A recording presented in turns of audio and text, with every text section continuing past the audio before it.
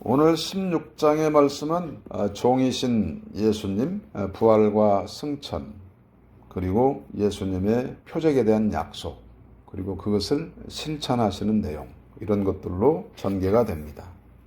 빈 무덤과 부활의 첫 소식이 등장을 한 이후에 예수님이 나타나시고 그 소식을 들은 제자들이 불신하는 장면, 이렇게 이어지죠. 그래서 예수님은 제자들을 책망하시지 않습니까? 그러고는 제자들에게 지상대명령을 말씀하시고, 그리고 승천하시고 표적을 약속하시는데, 마지막에는 제자들이 나가서 복음을 전할 때에 그 표적이 나타났다는 것으로 말씀을 맺습니다. 오늘 이 말씀을 단락별로 한번 살펴보면서 함께 은혜를 나누면 좋겠습니다. 먼저 빈 무덤과 부활의 첫 소식입니다. 8절까지 이어지는데요. 안식일 다음 날이 초실절 아닙니까? 일요일입니다. 15장 말미에 등장을 했던 여인들이 예수님께 향품을 바르려고 무덤에 가면서 돌문을 어떻게 열까? 누가 이 돌문을 열어줄까? 이렇게 걱정을 하면서 갑니다. 그런데 가서 보니까 돌문은 이미 굴려져 가지고 열려 있어요. 무덤 안에는 흰옷을 입은 청년이 우편에 앉아 있습니다. 천사입니다. 천사가 예수께서 부활하셔서 갈릴리로 먼저 가셨으니까 제자들에게 가서 전하라고 하죠.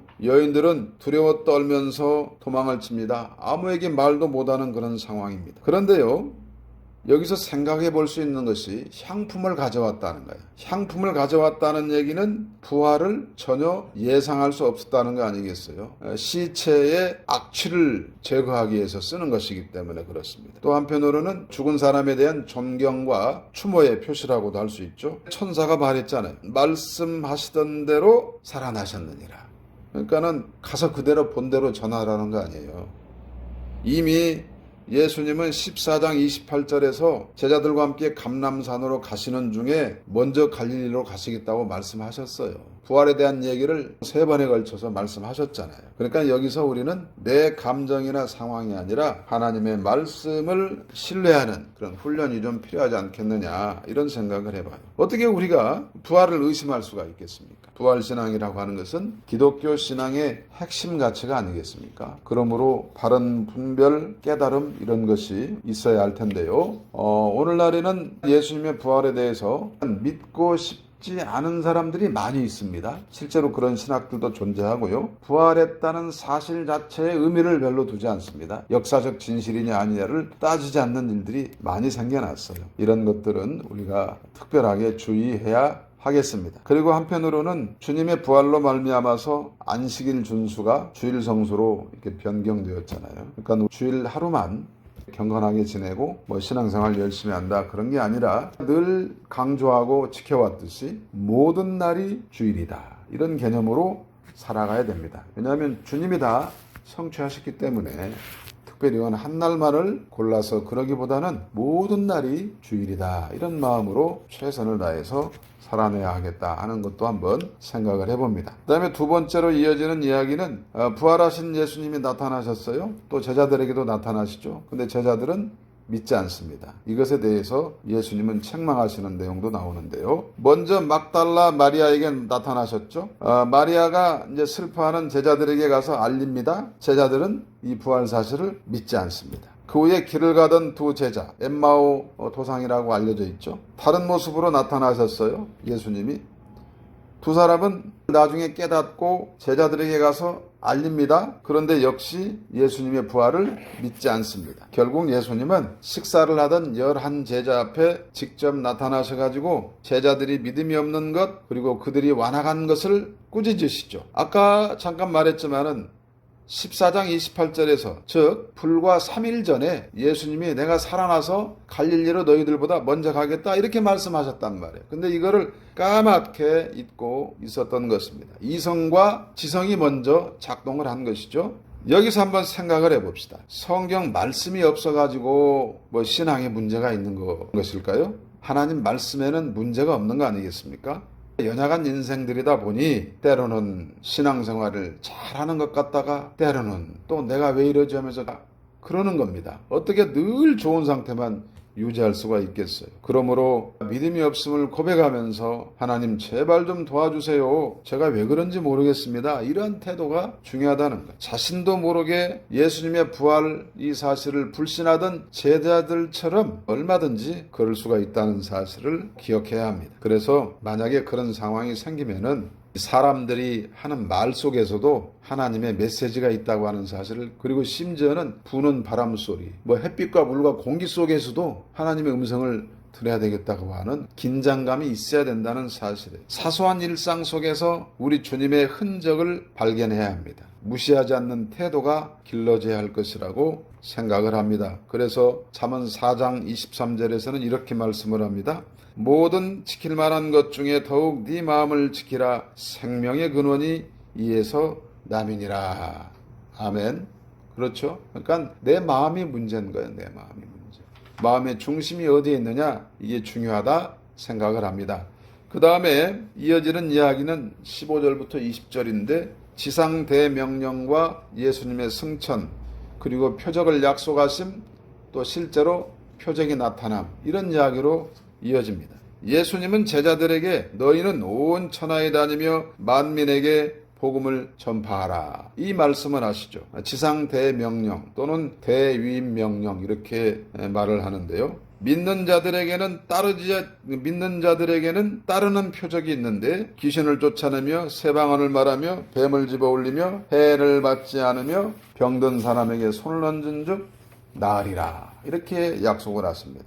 이와 같은 말씀을 하신 후에 예수님은 승천을 해가지고 하나님 우편에 앉으셨고 제자들은 나가서 두루 다니며 복음을 전파할 때에 주님이 함께 하심으로 표적이 나타납니다. 그래서 주님은 자신의 약속을 실천하셨습니다. 그렇죠? 그래서 주님이 하라고 하신 선교 명령을 잘 수행할 수 있도록 우리 주님은 지금도 살아서 역사하신다는 사실을 잊지 말아야 하겠습니다. 사도행전 1장 8절은 오직 성령이 너희에게 임하시면 너희가 권능을 받고 예루살렘과 온 유대와 사마리아와 땅끝까지 이르러 내 증인이 되리라 하시니라 라고 말씀을 하고 있어요. 주님이 하신 말씀 아니겠어요? 그러니까는 연약한 제자들, 부활의 사실을 믿지 못해가지고 불신하던 제자들, 예수님이 십자가에서 그 숨을 거두실 때 다 도망갔잖아요. 그런데 이 사람들이 지금 사명자가 된 겁니다. 그리고 모든 믿는 자들에게 표적이 나타난다고 말씀하셨잖아요. 믿는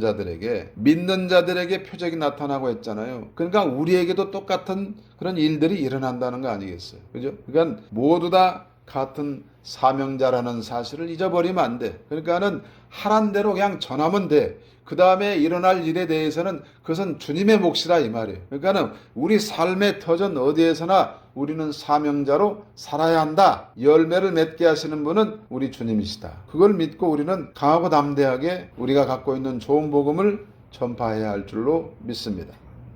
지키시고 보호하시는 하나님이 동행하시는 거예요. 하나님이 이루게 하시는 거예요. 하나님이 능력을 주시는 거예요. 그러므로 우리는 두려워할 필요가 없어요. 이것 따지고 저것 따지고 그럴 필요가 없다 이 말이에요. 하라고 하시는 대로 나가서 하면 되는 것입니다. 그래서 마가복음 16장은 불신이 확신으로, 두려움이 사명으로 전환되는 것을 잘 보여주고 있습니다. 제자들이 어쩔 수 없는 환경에서 계속 의심을 하고 인간적으로 연약한 모습을 보입니다. 왜냐하면 예수님이 없어져 버렸으니까 의기소침해가지고 기운이 쭉 빠져 있는 거예요. 이러고 있는 차에 예수님이 나타나셨단 말이에요.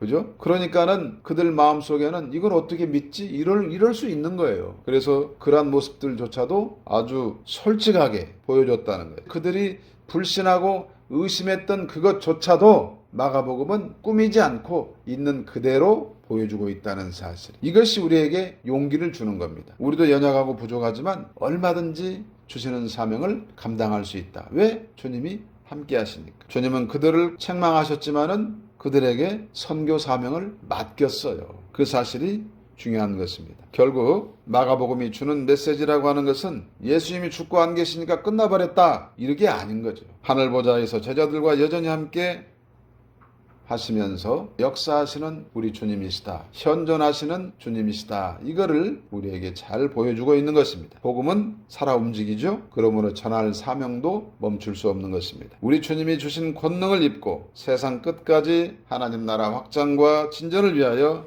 헌신해야 한다고 하는 역동적인 선교의 메시지가 바로 16장의 결론이겠다. 그러므로 우리는 내가 하려는 것이 아니라 하나님이 하게 하시는 원리를 따라서 말씀과 성령의 도우심으로 찾고 구하면서 삶의 현장에서 맡기신 일을 잘 감당해내야 할 것입니다.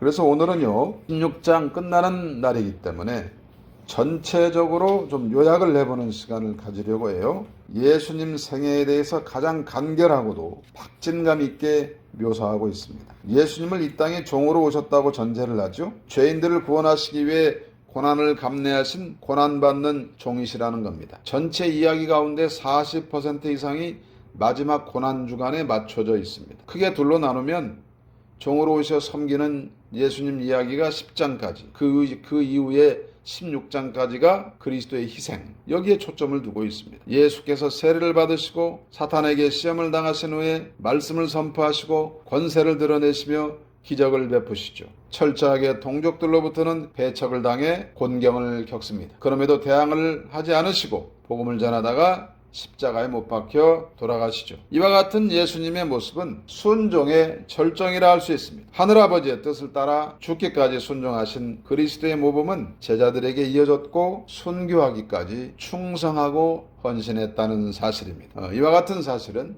오늘날 우리들에게까지 이어졌고 계속해서 그 사명을 요구받고 있습니다. 자발적 헌신과 충성이 필요한 이유가 여기에 있는 것입니다. 그래서 전체적으로 마가복음의 결론을 5가지로 정리를 해보면, 첫 번째로는 고난받는 종으로 오신 예수 그리스도는 인류를 구하시기 위한 하나님의 선교라는 사실, 성부께서 성자 예수님을 이 땅에 파송하셨다는 사실, 두 번째로는 고난받는 종으로서 하나님 명령에 순종하여 십자가를 지셨기 때문에 믿기만 하면 믿는 자 모두는 구원을 받게 되는데, 이것은 그야말로 하나님의 유일하신 구원 방법이라고 하는 사실, 다른 방법이 없어요.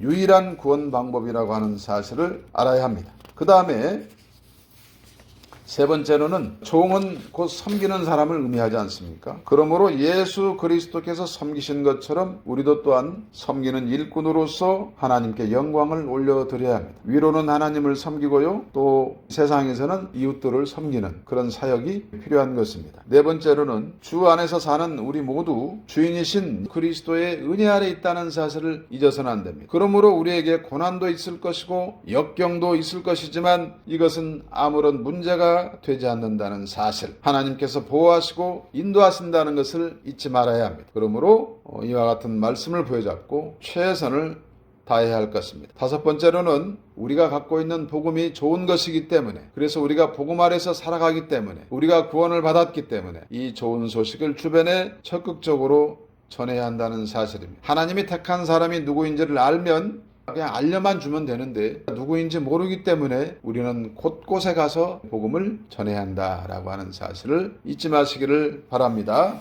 마르틴 루터가 이런 말을 했어요. 우리 주님은 부활의 약속을 성경책에만 기록하신 것이 아니다. 봄날의 모든 나뭇잎 위에 피어나는 꽃잎 하나하나 위에 부활의 메시지를 써놓으셨다. 그래서요, 마지막으로 마가복음의 전체 주제 성경 구절이라고도 할 수 있는 10장 45절의 말씀을 함께 읽으면서 마치도록 하겠습니다. 함께 읽어봅니다. 인자가 온 것은 섬김을 받으려 함이 아니라 도리어 섬기려 하고 자기 목숨을 많은 사람의 대속물로 주려 함이니라. 아멘. 늘 건강하시고 하나님 은혜로 충만하시기를 주의 이름으로 축복합니다. 아멘.